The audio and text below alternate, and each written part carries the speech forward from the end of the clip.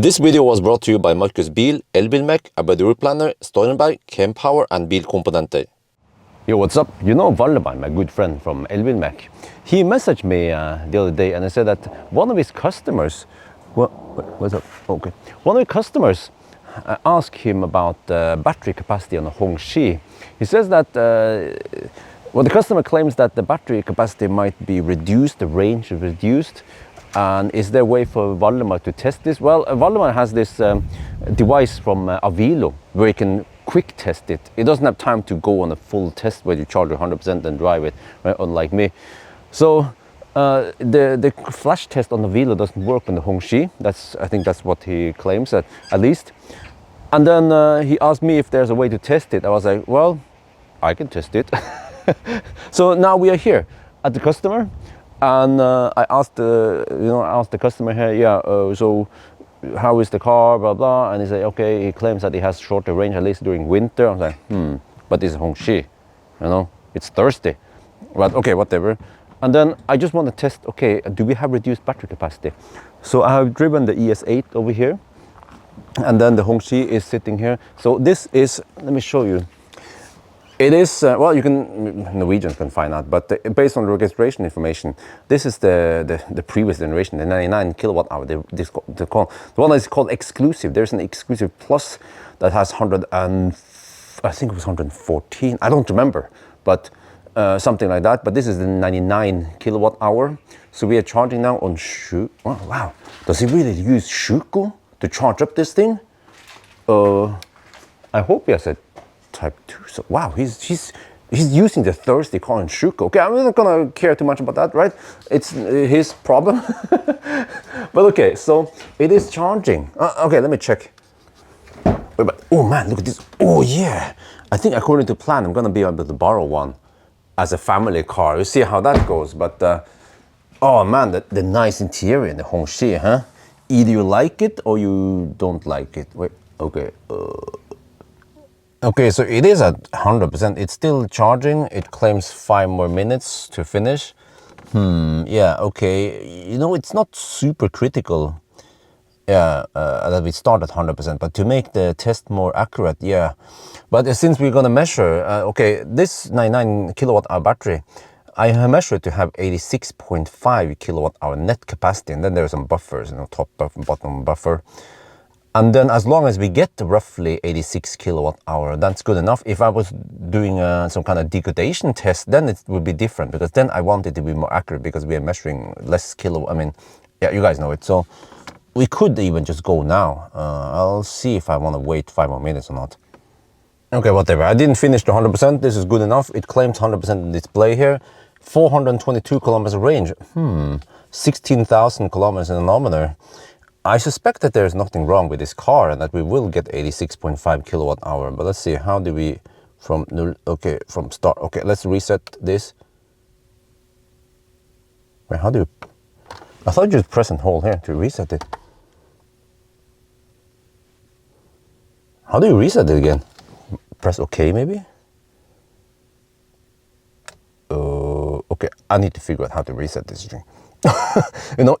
It should work like most cars, which usually involves something like this, or there will be an instruction on how to reset from last. Okay, this works. Okay, let's go. Holy crap, it's freaking tight, man. Look at the clearance here. And on this side also, that is tight clearance. Shit. Man, I'm not used to this. I'm used to having more space. Okay, let's get out. I'm constantly watching this side here. Are we clear? Oh shit! I think once I'm done, I just park it outside. When I claimed that my garage in Elbilmek was large, I wasn't kidding, because this is old style. This is really tight. And the garage at Yes Home is even larger. Okay, I'm out. Okay. We are getting close to Dal. We have driven only 38 kilometers. And we already lost 100 kilometers of range, but we're at 88%. What the heck is going on here? Okay, let's keep driving and I'll find out what's wrong, if there is anything wrong.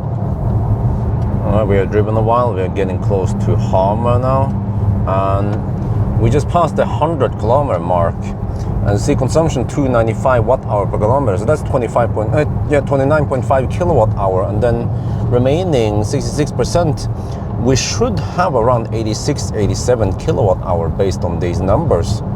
Okay, I don't remember if the state of charge scale is non-linear or not, but if there's something wrong with the battery, then we might see maybe a quick drop towards the end, so we still need to go deep.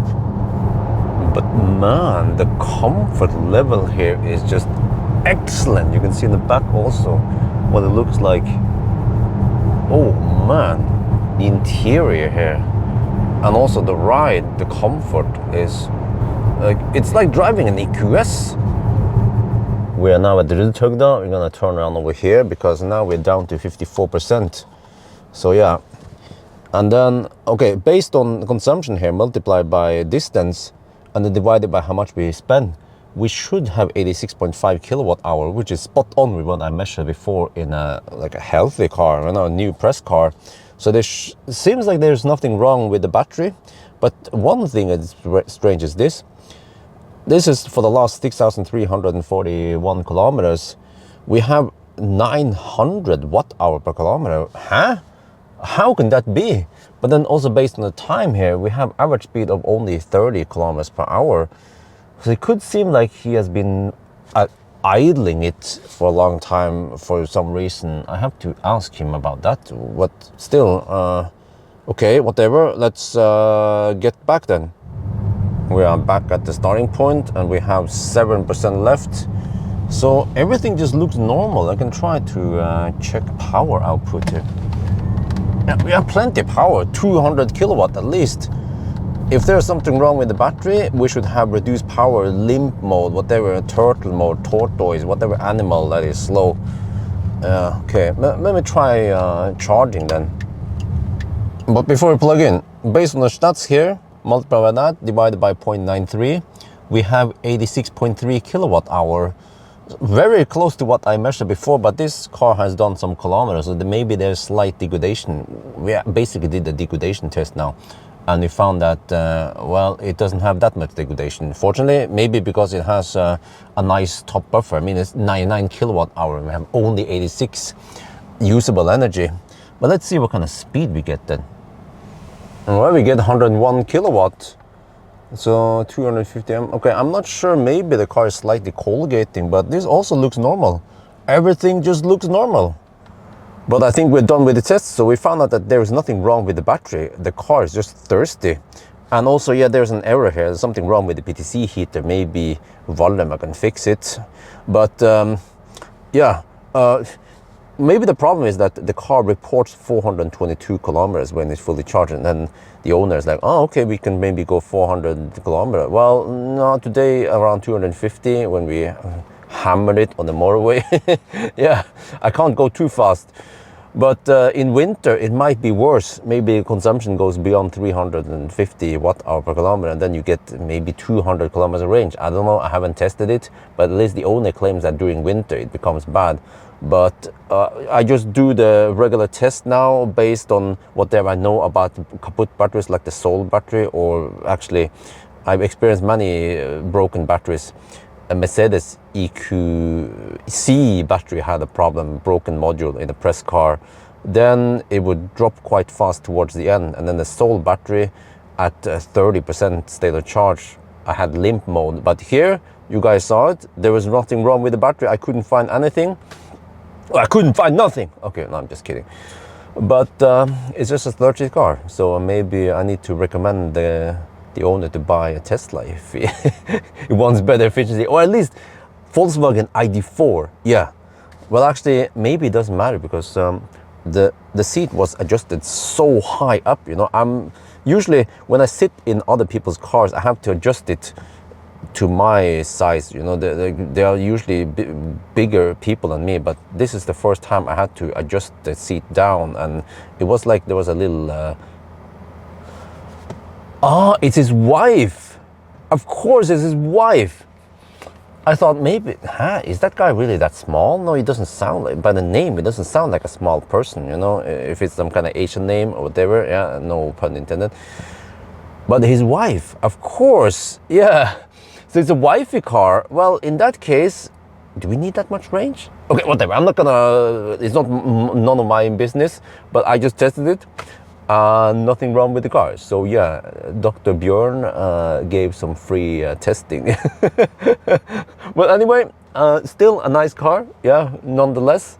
Just, it is what it is. The beast from the east, you know. Okay, anyway, I think that's gonna be it for now. I hope you guys enjoyed this video. As always, thank you for watching and talk to you later.